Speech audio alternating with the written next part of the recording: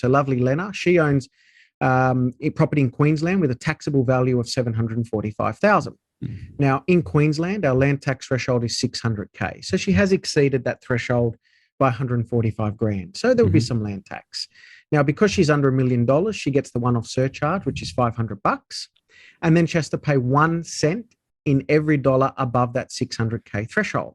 So if you remember, Lena's 745, less than 600, she's got 145 exceeding threshold amount. So in that particular case, Lena would pay $1,450 on the excess, $500 as the upfront surcharge.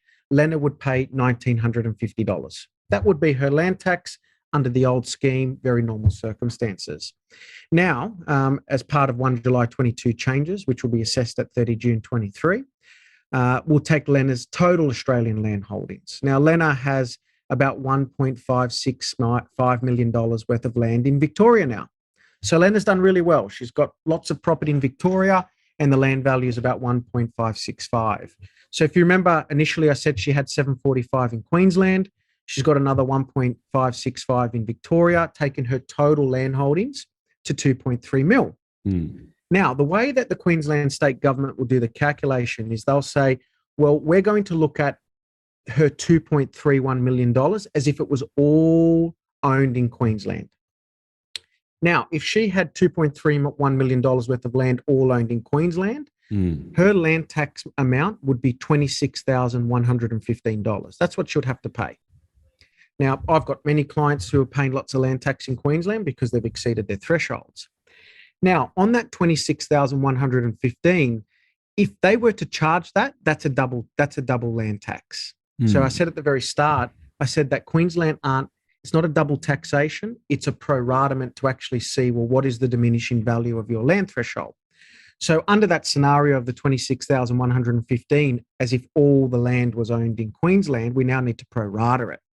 So if we go back to the start, she had 745, her total land holdings was 2.31. So the calculation's quite simple. We look at the Queensland land value, 745, divided by the total Australian land value of 2.31, times by the $26,000 calculation, remember, as if it was all calculated in Queensland. That means that Lena would pay on her $745,000 land in Queensland about $8,500 now. So where the nastiness is under the old scheme, she was paying only $2,000, and now she's paying about $8,500. Okay, so if 30% of your portfolio is in Queensland, 40% of your portfolio is in Queensland, and 60% of your portfolio is outside of Queensland, right?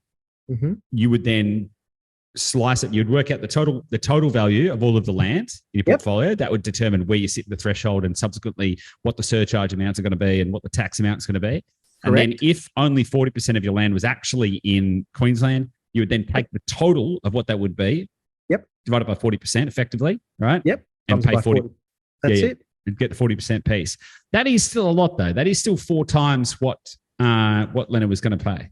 Yeah, it's correct. Yeah, but at least it's not 12 times. Yeah, a lot of people got scared because they thought, oh, now I'm having to pay $26,000 of land tax. But people also forgot that the Queensland state government was purely only going to prorata it based on your Queensland land holdings.